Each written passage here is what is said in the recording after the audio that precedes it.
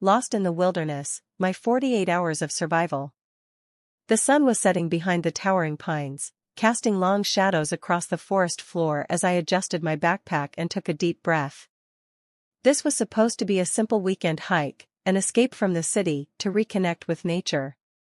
Little did I know, the wilderness had other plans. The first few hours were serene. The trail was well marked, and the crisp autumn air filled my lungs with a sense of freedom. But as the path grew narrower and less distinct, I realized I hadn't seen a trail marker in a while.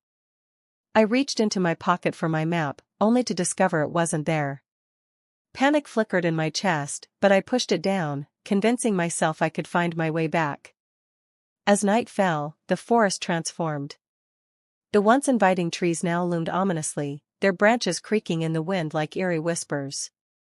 My flashlight beam cut through the darkness, but it only heightened my sense of isolation. Every rustle in the underbrush, every distant howl, sent a shiver down my spine. I needed to find shelter. I stumbled upon a small clearing, where I hastily set up camp. I had no tent, just a sleeping bag and a tarp.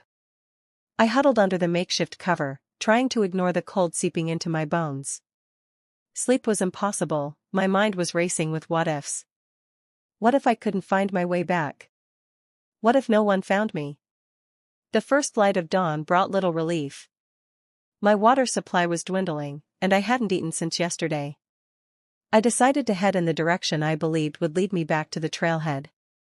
Hours passed, each step heavier than the last. The forest was disorienting, with every tree looking the same, every turn leading to another stretch of endless green. My thoughts became a blur of fear and fatigue. I knew I had to conserve energy, but the anxiety gnawed at me, pushing me to keep moving. I stumbled upon a stream and drank greedily, the cold water reviving my senses. But I knew I couldn't stay there. I had to keep going. By the second night, despair began to set in. I hadn't seen any signs of civilization, no distant sounds of cars or voices, just the endless quiet of the woods. I built a small fire, hoping it would ward off the chill and maybe, just maybe, someone would see the smoke. The next morning, I woke up to the faint sound of a helicopter in the distance. My heart leaped, and I scrambled to find something to signal with. I waved my arms, shouting at the top of my lungs, though I knew they couldn't hear me. But the sound grew louder, and for the first time in hours, hope flickered inside me.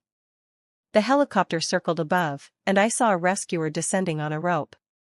Relief washed over me as they approached, their face a blur of concern and reassurance. They'd found me.